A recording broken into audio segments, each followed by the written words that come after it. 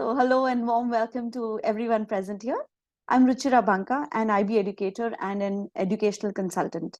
My journey of teaching and learning for around 2 decades has made me question myself multiple times. Am I doing the right thing for my learners? And this one thought has led me to change multiple thoughts, methodologies, and ideas over years. I think the times that we've all studied in no longer exist. Just academic knowledge alone, even if it is excelled, cannot serve the purpose. And yes, that is a big idea that Shimanli carries, or rather, it is a support system for students from grades 1 to 12 to teach them life skills and even assess them on their levels with respect to these skills. I'm thankful to Shimanli to provide all of us with this platform where we learn from each other. And today, we have this wonderful opportunity to know about assessments in the 21st century from the lens of these two truly globally minded educators and facilitators. We have with us Kern. Kern is an IBAN member, a program leader. He is an IB examiner for English Language and Literature and Personal Project for since 2018, an IB educator and a former program coordinator for both MYP and DP. He is currently working in Assess Prep as a curriculum director. We also have Vaishak. Vaishak M. Raj is an IB continuum educator and has been working in the Performing Arts Department at DPS International School, Gurgaon, India, engaging the MIP students to develop their artistic voice and choice. He's also the Deputy CAS Coordinator for DP. He's an IBIN curriculum developer who was a part of the Enhanced MIP project, was part of developing the MIP Arts Teacher Support Material. He's an IBIN program leader for MIP, responsible for school evaluation visits in the IB Asia Pacific region. He's also an IBIN workshop leader for MYP, PYP, and DP. Thanks, Kern and Vaishak, to be a part of this session today. I'll be handing it over to you to share your views and experience about assessments and changes that have come and those that we together should bring in. Over to you all. Thank you, Ruchira. Karan, Thank you. Let you start. Thank you so much, Ruchira. Thank you to Vaishak for introducing me to someone as like-minded as the two of us. When I spoke to Ruchira as well, there was an instant spark, and I think I can now confidently say that there are three more of us who share the same spark, because a topic as volatile and intense as assessment, which is looked upon with a little bit of fear from my own experience as an educator and coordinator, is being discussed openly across borders. I noticed in the chat there are some teachers who are across, there's someone from Turkey, there's someone from another country altogether. And when we look at assessments as a whole, we look at preparing students to become part of the globe as a country, the world as one. Gone are those days when I would want my student to learn a certain skill, to learn a certain, pick up a certain knack, master himself at it so that he could get into IIT Ahmedabad, or do something so that he could get into one of the universities down south in India. Today, when a student goes into a school, the first thought that comes into the child's mind is, can I aim for Ivy? Can I aim for an Ivy League college? Now imagine just the MYP has over about 170,000 students who attempt the e-assessment every year, which means you have just from the IB MYP 170,000 plus students who are saying, can I aim for Ivy League? Then you have Cambridge, then you have EdExcel, then you have IG, then you have CBSE, and you have other board and curricula. What role do we play? Has always been my question. Is it just to teach the child? Something that was very, very interesting, that was very boldly spoken in one of the previous organizations where I worked, was a teacher's job is to teach the child and not the subject alone. Mind you, I am quoting one of the people I really, really look up to. He's the founder, CEO of Indus, General Arjun Ray, a revolutionary, a stalwart. And he keeps saying this to us. He hammered it to us. A teacher's job is not to teach the subject alone. You have to teach the child. And when you are teaching the child, you are inherently preparing a child to become part of a qualitatively enhanced workplace. So your assessments are going to be of the same type. 10 years ago, we didn't know what e-assessments were. It was unique. It was something that never existed. It was honestly, to be very honest, it was a taboo. Who's going to go and give an online exam, and who's going to validate your marks? No, you have to write your answer. Go back another 10 years when I think the previous generation before us wrote their bachelor's and masters. Pages after pages after pages after pages to do the masters and to do their bachelor's and to do their PhDs. Today, people want, or rather today companies, colleges, universities, they want students who can speak less, do more, and when they speak less, show more. With that, speak less, show more, I'm going to now ask Veshak to weigh in what he feels when we talk about preparing students in school for global assessments. Veshak. Yeah, thank you. Thank you, Karan. Like I do agree that, for us, this is a very, very regular conversation. For people in the house, they might not believe that, Karan and me discuss about these things, maybe 1 a.m. in the morning and 2 a.m. in the morning, but we do that. In reality, we really do that actually. So actually, between all the things that were going around in my life and in school, everything, as I was just thinking about this webinar, and I think this is something that has been brewing in my mind for such a long time. So I just wanted to make sure that what I was speaking did have that intent and the purpose and factually relevant. So I went back, in time just to understand how my life as a student was. So we didn't have the word assessment there. We had the word examination more. So our school examinations, midterm examination, term and examinations, the word examination used to be, quite famous. And later on, in due course of time, when I became a teacher, then, I was told, we don't use the word examination, we use the word assessment. And it is so, it is so funny, I would say, in a way that, I never actually explored the difference between the meaning of these two. Though, practically we are implementing it, we are doing everything by the book and by what our guides tell us. I never went philosophically quite into the differences between this, though it's very factually evident, but still. So today I went back and, wrote down these definitions again. And it's very interesting. It said that an examination is an evaluation of the understanding of the knowledge of a person. Okay. And an assessment is a process of evaluating, measuring, and documenting the academic readiness, the learning progress, the skill acquisition, or the educational need of students. Now, assessment has other definitions also.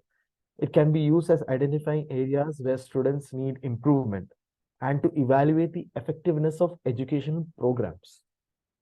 And then something which I really, really loved. It can also be used as a measure of the effectiveness of teaching methods and to provide feedback to students on their performance. Now, if you see these definitions, the orientation and the intent of assessment is very, very different from what an examination was, which, boils down to my major question as to, what is the purpose of assessment, and it all stemmed down. I'll just quote a small example that happened in my daily teaching practices. There was a time, in one of my grades, actually, one of my middle school grades, as I was teaching, I particularly believe that, a formative or a short-term assessment can be taken when, I feel that the learning orientation is not happening in the way I want, or, if I sense it, or, if the student sense it, or there's some kind of an ambiguity in between. That's when usually that's my point of taking an assessment. It's sort of like a check whether I'm going in the right direction or not. So that was my idea. And particularly, I had that one grade who was extremely enthusiastic, took, the learning completely under them. Whatever I was teaching them, they were, bringing in new things, and, they were experimenting, and they were designing so many things, and everything was going good. They all took on their own roles. They were very responsible. Everything was going on point.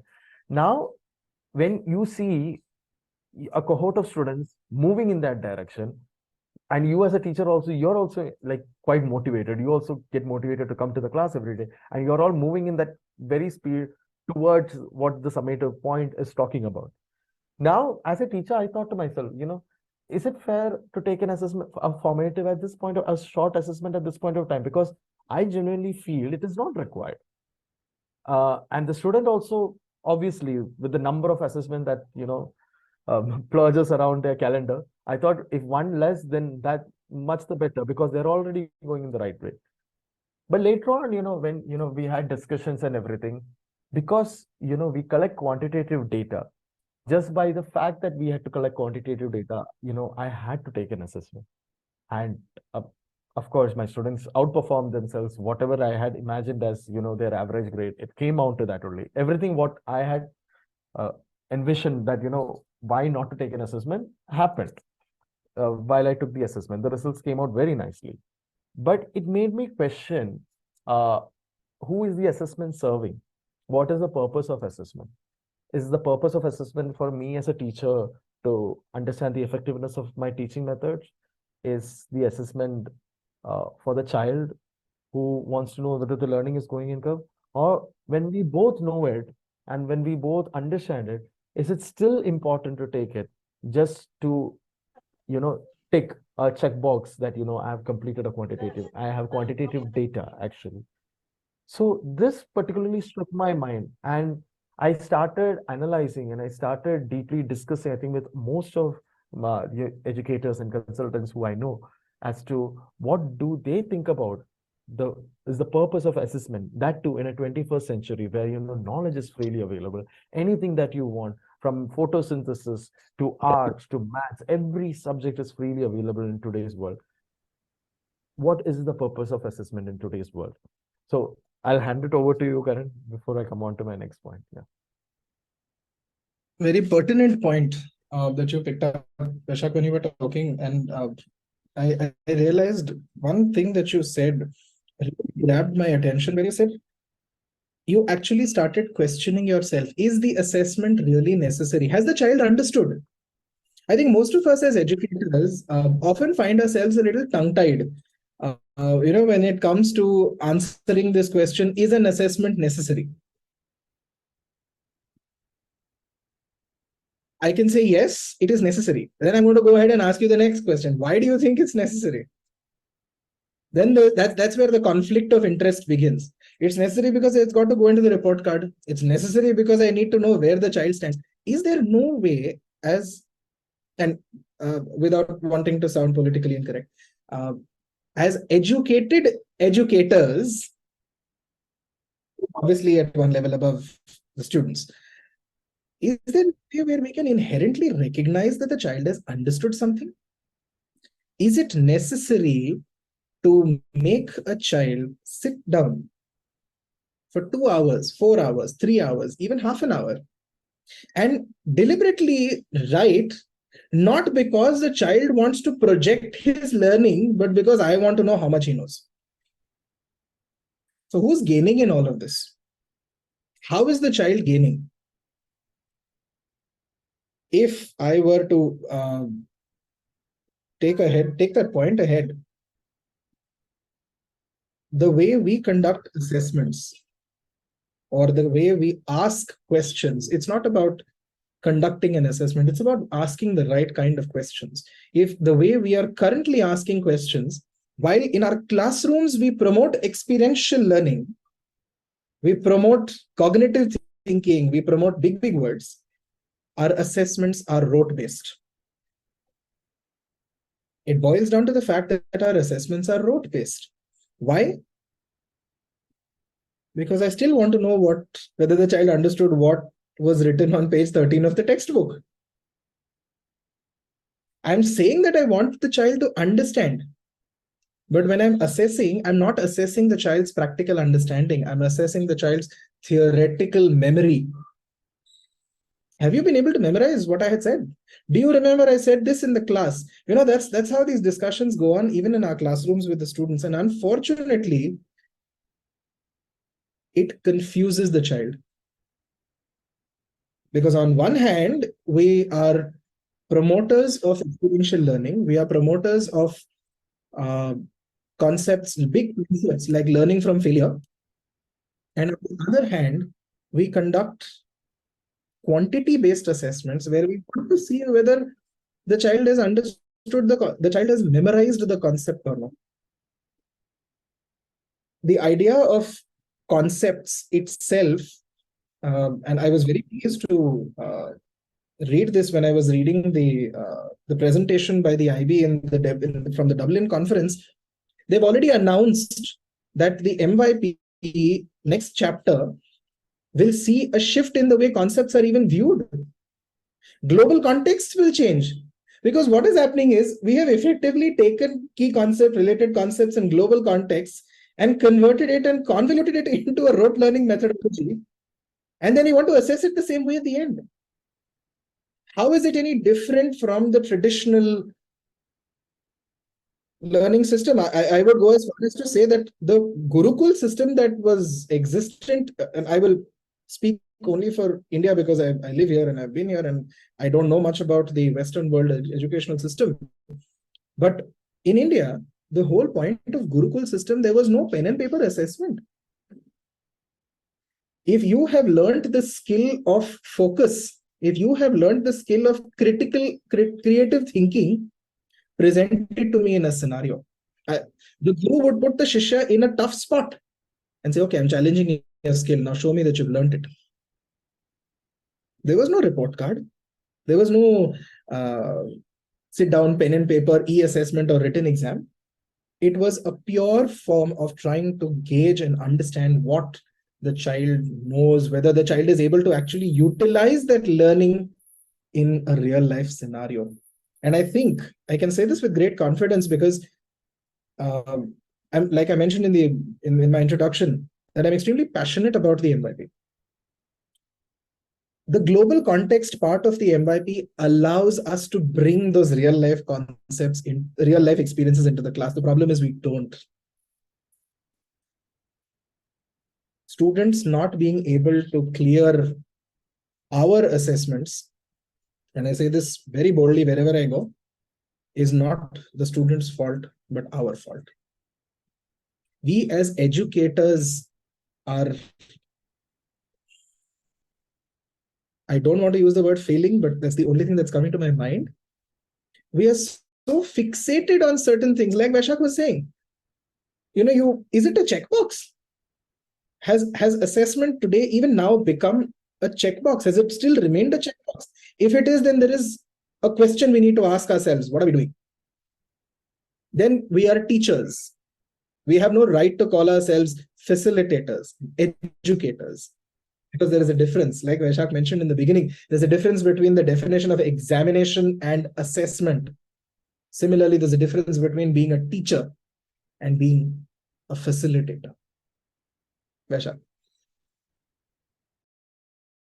Yeah, on that ground, like building upon that, you know, uh, if I come back to that same scenario that, whether I'm a teacher or I'm a facilitator, um, I always used to wonder, like, especially in today's scenario, if at all, I mean, sure, like 90% of people who are here are teachers, or facilitators, how you would like to call, how you would like to define yourself.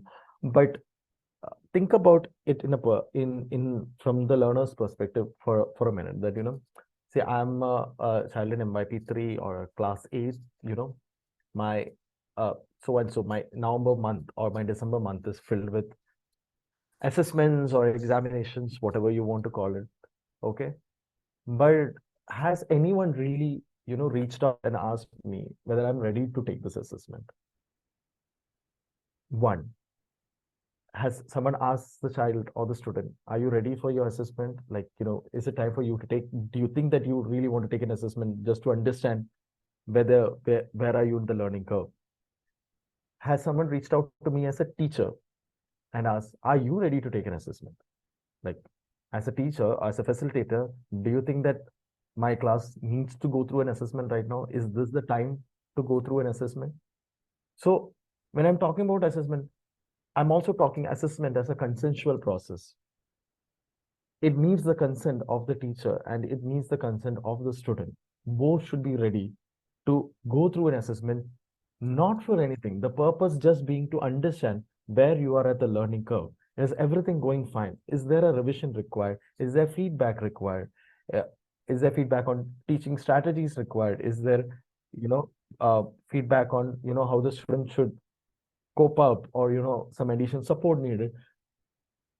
So it boils, if the purpose of assessment is for all this, then assessment also should be a consensual process. It should have the consent of the student. It should have the consent of the teacher. When you have a student, landing up 2 weeks with back-to-back assessments, and and the child is really like, some have lost faith in assessment also, to an extent, I can say, have lost faith in the process of assessment. The teacher has lost faith in the process of assessment. So then what purpose are we serving?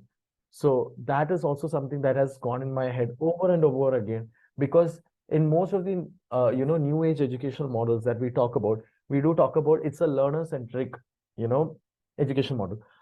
However, we have a lot of other educational philosophies that, is now talking away from it. Like, for example, when I was attending the enhanced MYP meetings, when I was part of the development meeting as a curriculum developer, we were introduced something known as the world-centered education, where the world is at the center and the teacher and the child and everyone else is a stakeholder in that. Now that makes more sense to me, because it implies the process of consent, that both me and the child, both of us are stakeholders. So assessment is important to the child, as well as assessment is so important for me also. It is also a process in which we are keeping the world at the center. We are keeping everything, we are obliged to something. So that thought of assessment being a consensual process, I think so, is not much discussed, because we always saw the teacher to be in an autonomous position to dictate that assessments are happening and you have to go through this trail of path to achieve whatever it is. And it sort of defeats the whole definition and the purpose and the intent of assessment, and brings back to what an examination was actually. And I think so it's just quoted and layered in another way. Over to you, Karan. Like, that's so well, very, very eloquently put, Mashakat. I couldn't have put it better. We are so focused on getting data points that we forget that we're dealing with children, not machines. And like you rightly said, having the entire month of November with 2 assessments every day, even for a fortnight. If in one fortnight, 15 days, if a student has to attempt 8 subject assessments, it's overwhelming in today's scenario. I'm going to add that one point and say, we are no longer, we can no longer compare the millennials with today's generation. It was a different time. It was a different setup, or the way we were brought up, the way we learned, our schooling and education was very different. So probably we would have been able to take the kind of pressure, though there have been a lot of students even during our school days who succumbed to this pressure. I had students in my class, 2 of them who committed suicide. When I was in school, they were not able to take that kind of pressure. So, and the pressure was not because of the educational system. The pressure was because of the word examination. It plays on your mind. And why does it play on your mind? Is because our examination methods or our assessment methods are not, Ashak rightly put it, it's not just learner-centric. But I'll be honest, and I'm going to go ahead and make a very bold statement here. Our assessments are failure-centric. Failure is the benchmark of our assessments. Have any of us ever reflected upon this? The first thing we do when we create an assessment in our own minds, inherently as teachers, we're human beings, it happens to every one of us, it's normal. Inherently, what is the worst that a child can do?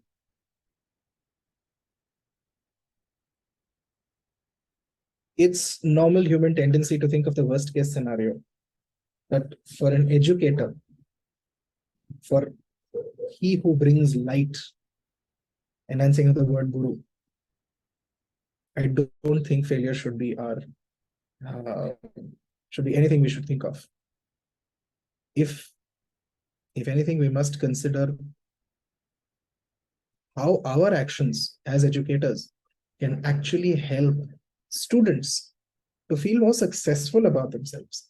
We talk of creating positive learning environments, positive learning atmospheres, appreciative inquiry, so on and so forth. How much is it practiced?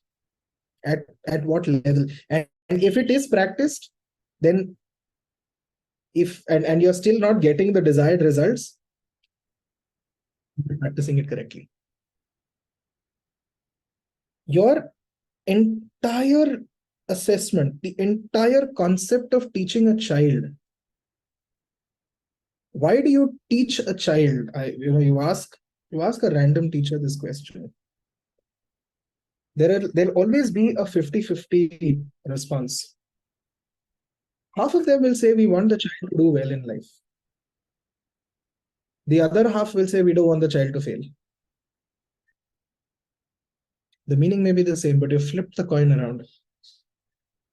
You've already determined, or you've already created a template of failure. Why has assessment itself become a template of failure? Assessments need to be templates of success, small celebrations, which is why, if you ask me personally, the most beautiful assessments and the most beautiful outcome of assessments, in my experience, can be found in the P by P.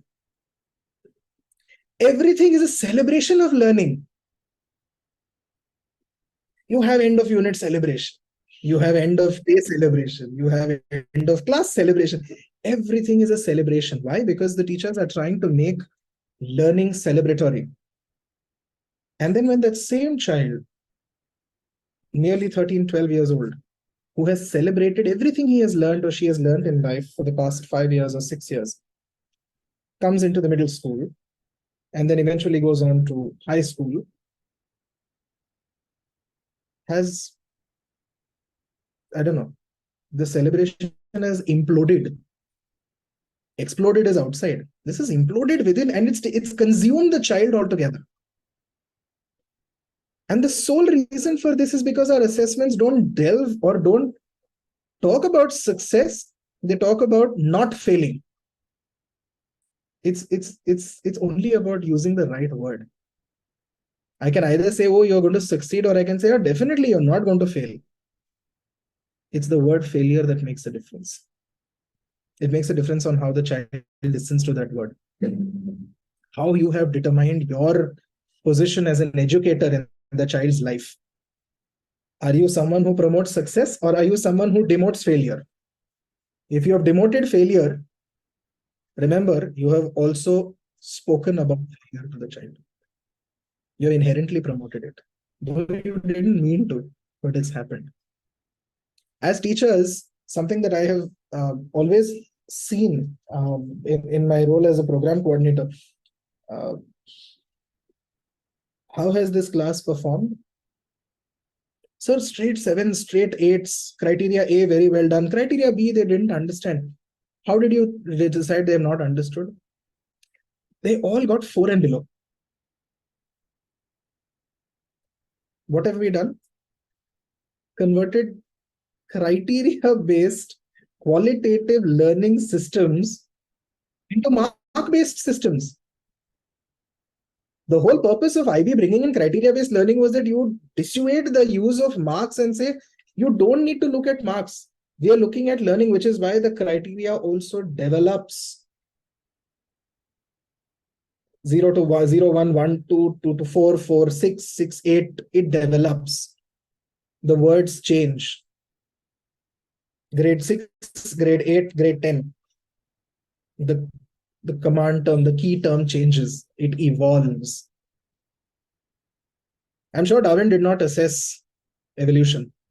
He did not examine evolution. So why do we examine it? I love this question. It popped up and I was actually going to talk about that. Actually, I really love that question.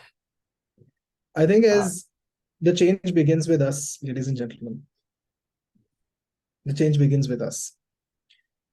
The problem is we as educators, we as academic caregivers, if we don't promote positive failure, if we don't promote learning by falling, how will parents accept it? When a child comes for the report card, when the child comes for the open day, the child dreads coming to the teacher. Oh God, what is this teacher going to tell my parents?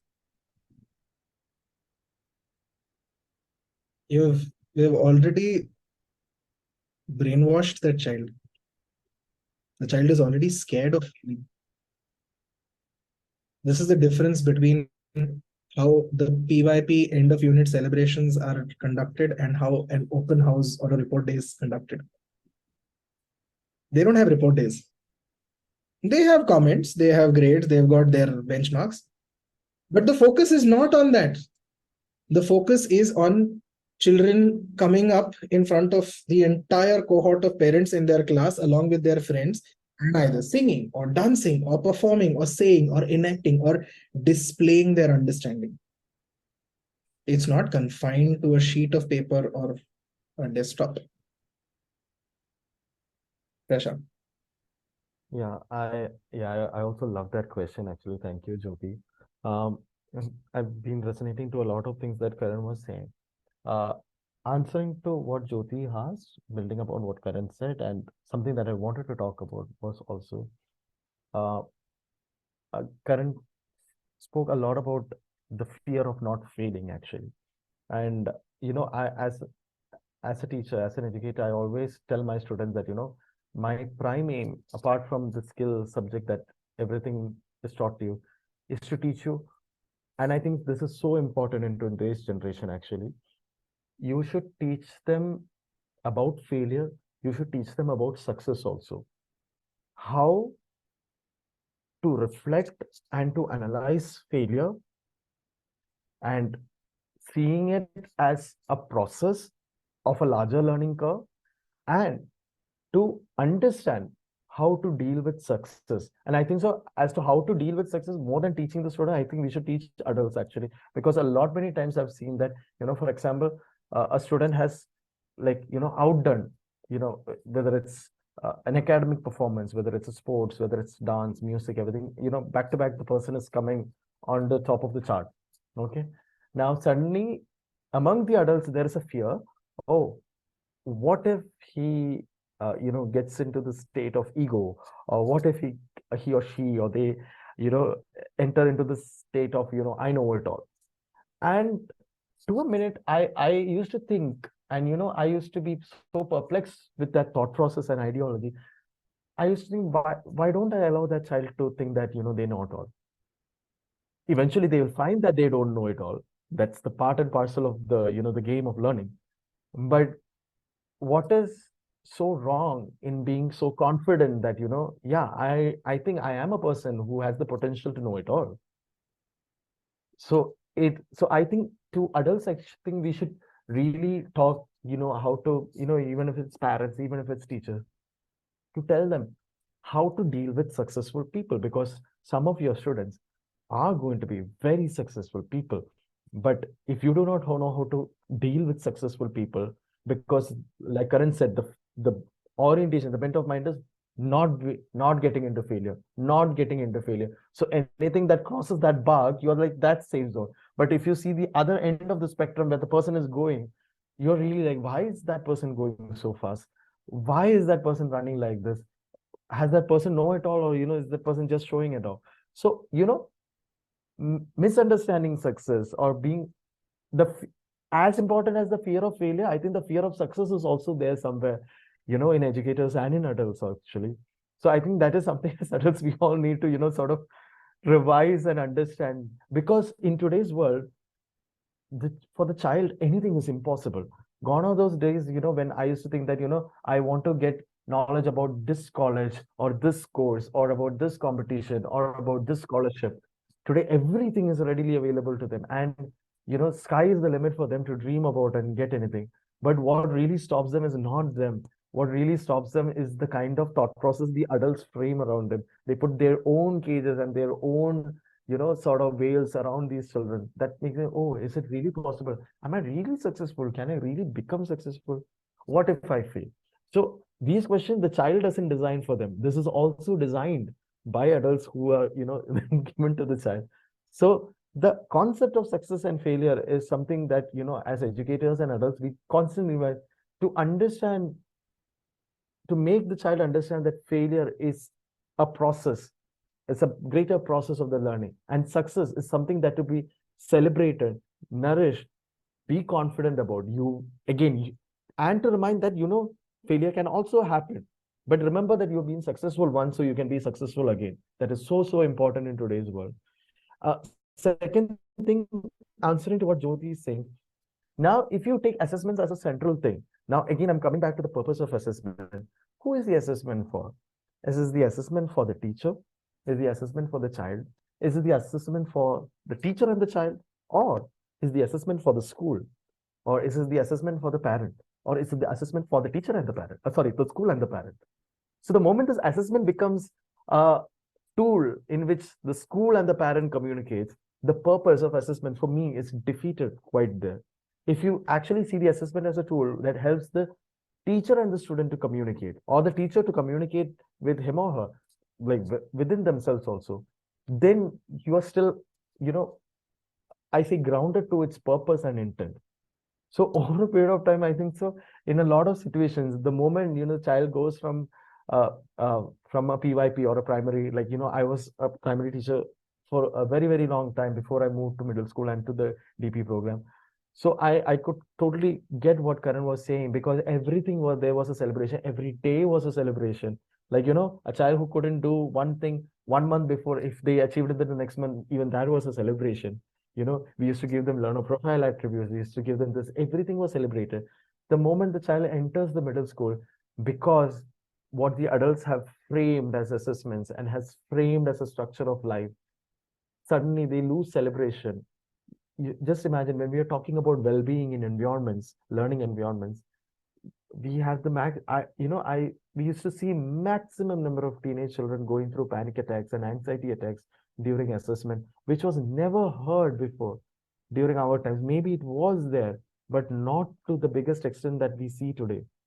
So we really, though we are, I understand the kind of mindset and the generation that we come from.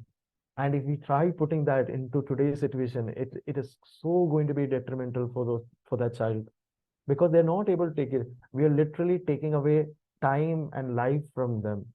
And because I can just see how they drop into that shell.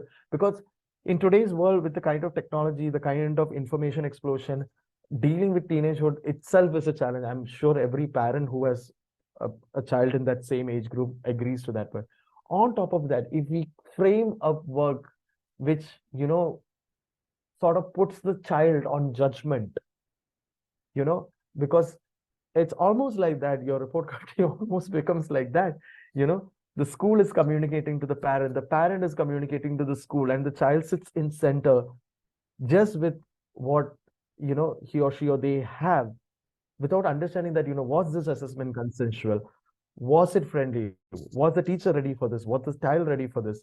Who is it serving? Again, I come back to that bigger question, the purpose of it. Okay, thank you. Yeah, Karan, I'll give it to you. That's really very nicely put, Prashak. It it's consensual. It's everybody has to come onto the same page together. And the most important, when to me as an educator, is, while yes, parental understanding, parental consent, schools being able to understand why assessments, for what, themselves, I will always want to keep the student at the center of everything.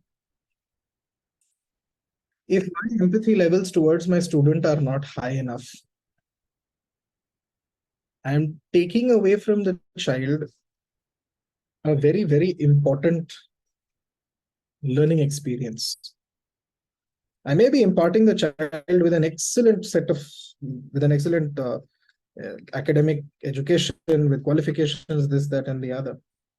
But if as a teacher, I myself have not been empathetic towards the child's success, towards the child's failures, towards the child's learning as a whole, towards the child's experiences, then what am I teaching the child? What is this child going to do tomorrow? This is the same child who's going to go into a company, become the CEO somewhere, or become a senior manager somewhere, and he's going to quantitatively start assessing his employees and say, you didn't meet your target, so you've failed. Because that's exactly what his teacher did with him when he was in school. You rob the child of a future where the student not just enjoys the assessment, but he treats life as a learning journey. He treats an assessment as a learning journey. Saying, something new I've learned. How do I make sure that what I have learned can be utilized in life? That is the assessment. Not something on a sheet of paper that can be reported with a 4-line comment and 2 words. In my role at Assess Prep, ever since I joined in May, I was tasked firstly to help create a repository of MYP e-assessment question papers for different subjects.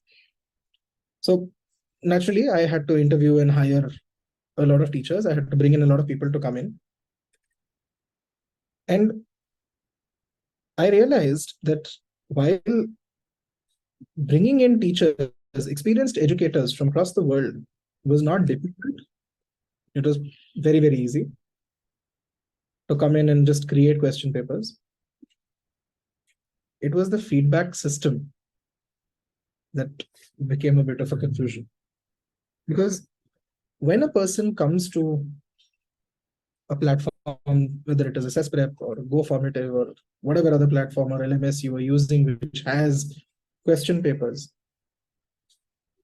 I want the toughest paper for my child so the child can learn and the child can crack the exam. But that's the first thing that comes to your mind. You've already benchmarked it at such a level where the child can't even comprehend the question. So we had to say, okay, boss, slow down. Slow down in life a little bit. We're not here to create boundary walls. We're not here to... assessments are not horse jumping hurdles. That the higher the hurdle, the better the performance of the child. That's not how it is, because one fine day, the child, the horse, and the teacher are going to stumble upon something and fall, if not treated well, if not taken care of. So the whole ideology of why and how we are creating assessments had to be changed. I remember spending a lot of time with the teachers saying, boss, tell me, why have you put this question here? It's a simple thing. Why have you put this question here? It's come out of the curriculum. It's come out of the topic list given by the IB, this, that, and the other. Why have you put the question there? And I would urge every single teacher here on this platform today who's attending this discussion, whenever you make a paper, whenever you make an assessment, whenever you want to check whether your student has understood something, before you give the question to the child, ask the question to yourself. Why have you created the question? There are only 2 possible answers. And I'm going to leave you all to figure out what the two possible answers are. Prashant. Yeah, actually, on that similar thought, I was just thinking, when I entered as an IB educator, so I primarily teach dance. So, to my background, everything is in science. I came as a dance teacher only. And the moment I entered the middle school, so dance is a subject, it's offered as a subject, and it has 4 tasks, it has 4 assessments and everything. So, my immediate question from parents as well as fellow teachers was like, how do you assess in dance? And I was like, and uh, in my mind, that time, of course, I did not have any answers. I could not explain them the whole process as to which how we assess. But now that I reflect and analyze as you were speaking, I was like the very thought of it that, okay, this subject can't be assessed and this can be assessed. It's still a roadblock that, that you have with assessments, that you still feel assessments are supposed to be the pen and paper stuff, which is actually my next point of discussion also, that while I was doing the MIP personal project, well, I had mentees, who I was mentoring through that personal project journey. I had found they were doing some amazing, amazing works. And not everyone is quite well versed with the written part of it. Some of them are fantastic. They make reports like, like I can never ever think about making those kind of reports. They make like very solid report, extremely structured, well organized, well articulated. Then there are students who have actually done the very core practical work, who have the great knowledge, but they are not very well versed to make such, lengthy documents and structure it the way it is. I do agree making documents and, writing that is also a skill. But considering the purpose of that assessment, the purpose of that assessment is to gauge what practicalities that you have done, or, what you have done. Even there, I used to feel a, a very, very vague process, because though the IB, it's very flexible. They ask us to submit video evidences.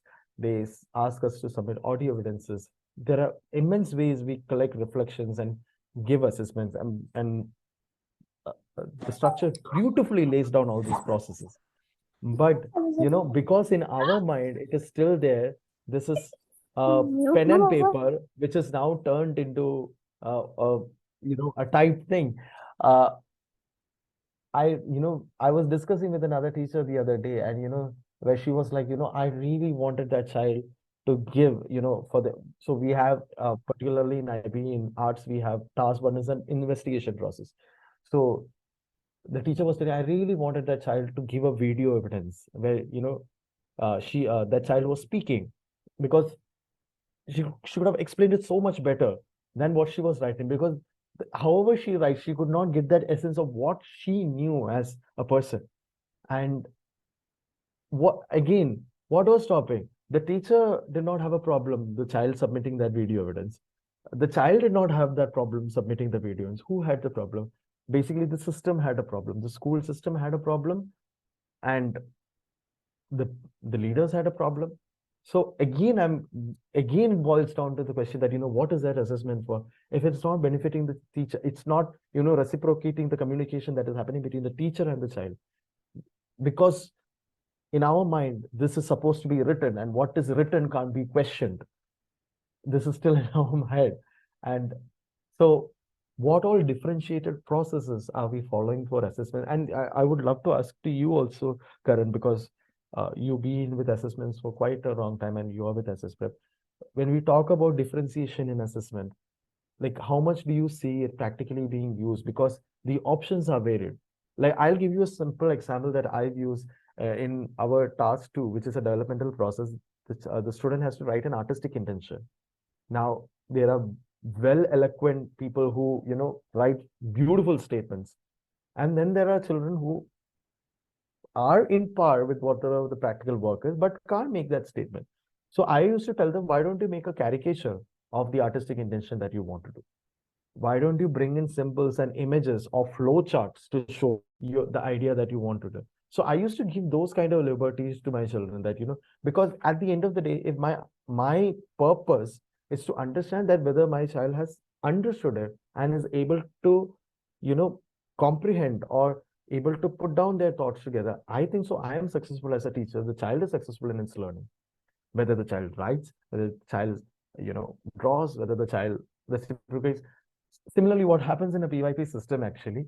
But I'm questioning that, why can't we bring more structured or, even unstructured differentiation process into the assessment pattern? I'll throw that question to you now. I've always, ever since I've become an IB examiner, that's probably been one of the best learning experiences of my life, because I realized how much I was failing my students as an educator. When I became an examiner for the first time, I was, and I will never forget that year, I was so hell-bent on trying to stick to the mark scheme given by the IB. So hell-bent that I had everything going out of tolerance. For those of you all who are aware of how the IB marking system works for examiners, and my TL wrote back, my team lead wrote back, and she said, I sense there's something going wrong. Would you like to connect over a call? Not something that TLs usually do, but she was kind enough. She probably realized I was new at it. And she said, when you go through a particular student response, what are you trying to look for? I said, I'm looking for the words that are given in the mark scheme. I was new. She said, okay, that's the mistake. You know the question. You know why you've asked that question. Can you try and see whether the child has been able to interpret the response appropriately? Without confining yourself to those words which have been given in the mark scheme. There's always more than one way of saying something, which is what Vaishak's point is, differentiation. There's more than one way of assessing a child. So as educators, the problem is we don't practice differentiation ourselves. We benchmark everything. We want everything by a certain, it's got to be left aligned. Finished. There's no two ways about it. And when that happens, that restricts the way we even look at student responses. Mark schemes, assessments have to be free-flowing.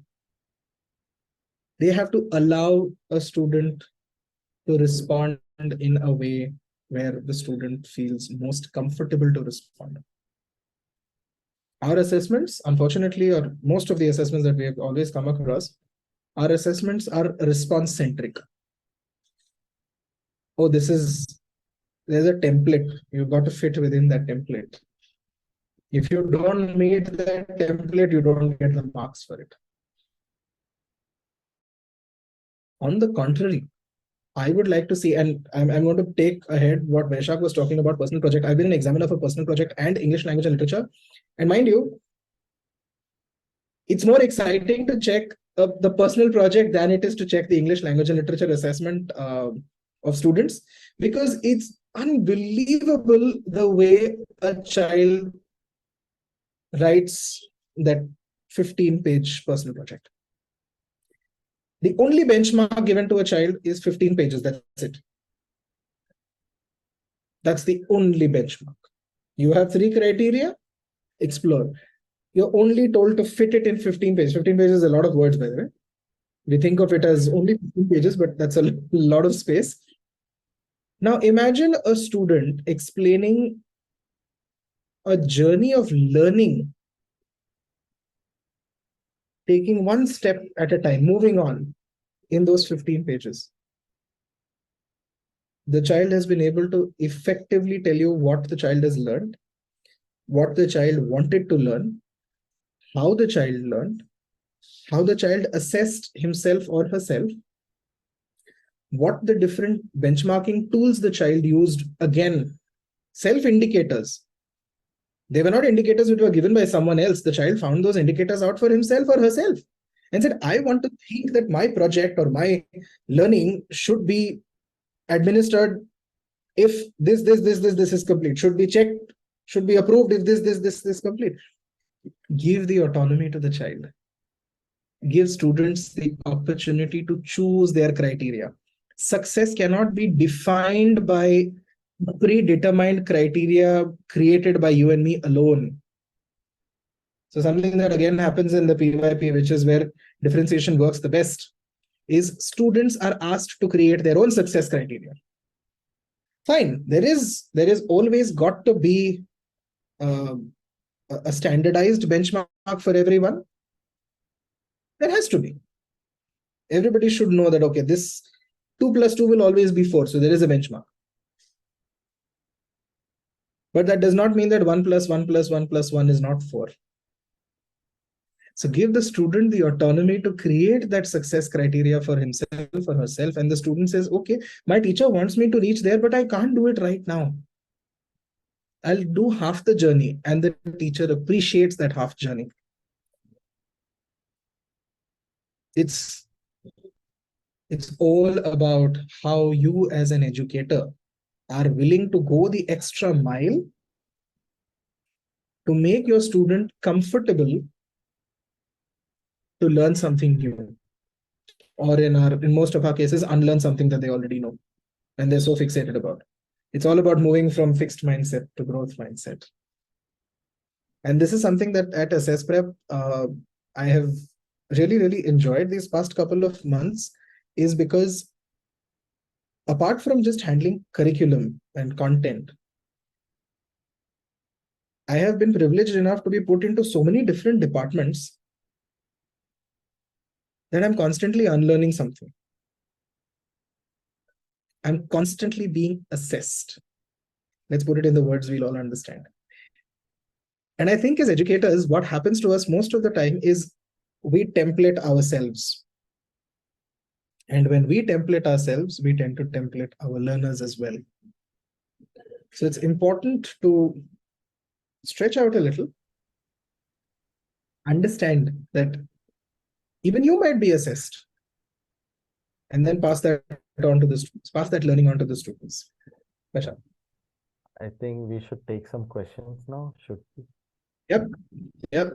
I think let's open this forum to questions now. We have said enough. Yeah. Enough of controversial statements. Let's hear what the viewers have to take say. few questions because I don't want to overstep time also. Ruchira, do we have time? I don't know. Yeah, just How long do we last have? few minutes. If there are questions, you can just unmute and ask or interact or share ideas if anyone on the audience forum has any ideas. Any thoughts?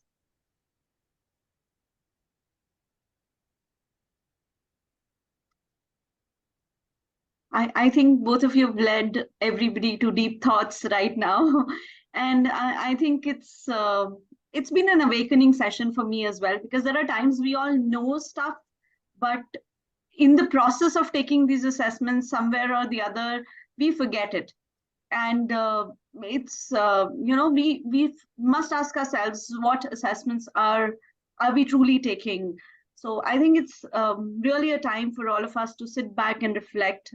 We as individuals may not be able to bring in a change to the complete system. I saw people talking about that. What changes can we bring? How do we address these issues?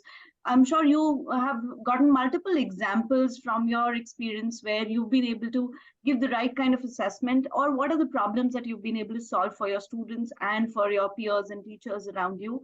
However, I think a bit step from our end into our own classrooms is going to make that big difference.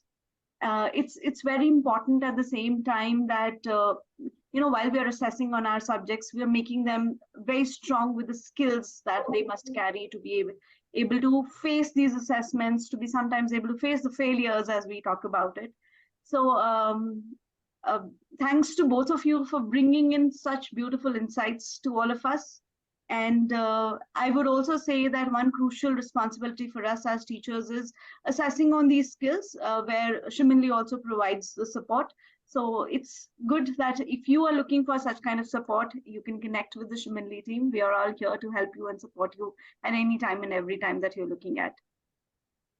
Thank you, Karn and Vaishak. This was truly a wonderful session. I see so many comments on the chat box talking about how good this session was and how awakening was it actually. Thank you. I think this is a usual conversation that me and Karan always have. It's just that now we have a huge set of audience, but we do this on, I think so, occasional basis, Karan? I don't know. We just go on hours I and hours must together. admit that, you know, when I started with these webinars on the Shimminly platform, my idea was not to have webinars where we pick up, you know, things from the which may be available on the internet or which would happen in any other webinar. More of it was discussions and discussion around what experiences have made us learn. And this was truly of that sort. And thank you, applauds to both of you to be able to take us through this session. And we will be looking forward to many more on this.